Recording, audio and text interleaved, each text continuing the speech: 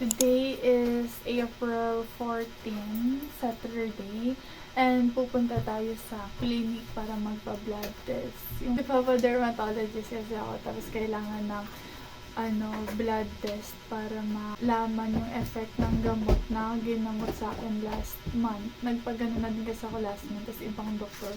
So, panibagong doktor, panibagong ganun daw.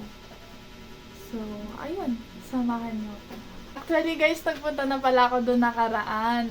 Makikita niyo yun sa vlog na in-upload ko. Kaso sarado yung clinic dahil week yun, kaya sarado yung clinic. So, ayun, pag sarado pa din this time, nagamot na lang ako my own freaking way.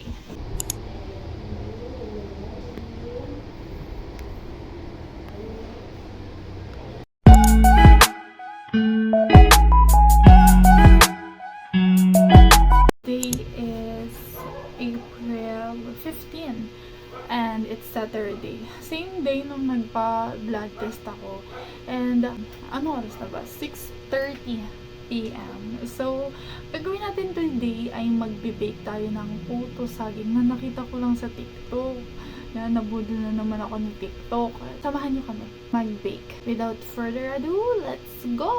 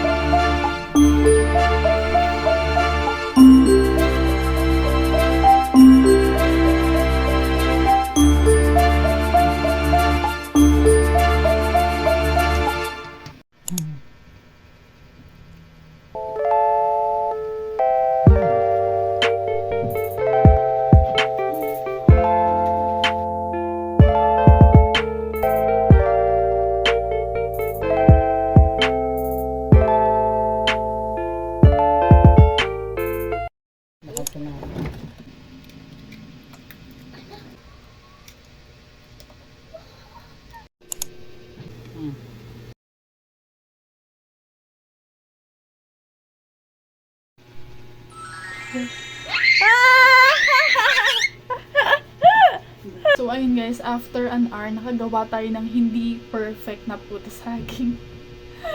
Ganito yung nangyari sa kanya guys. Hindi siya parang tinapay talaga, ganun. Naging masyado siyang madikit. Taste test natin.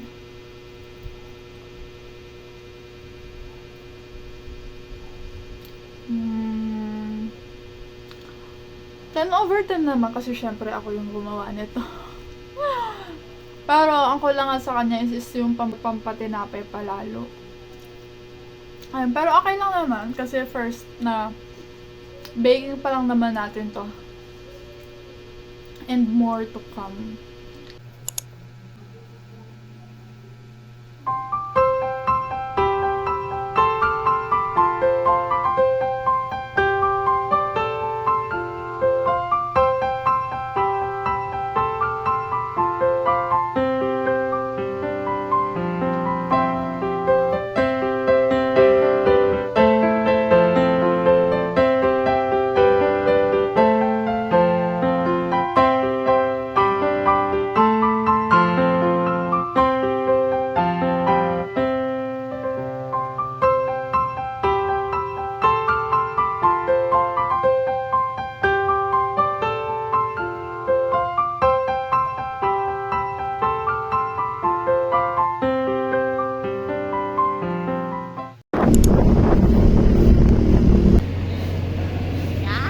Pakita ka.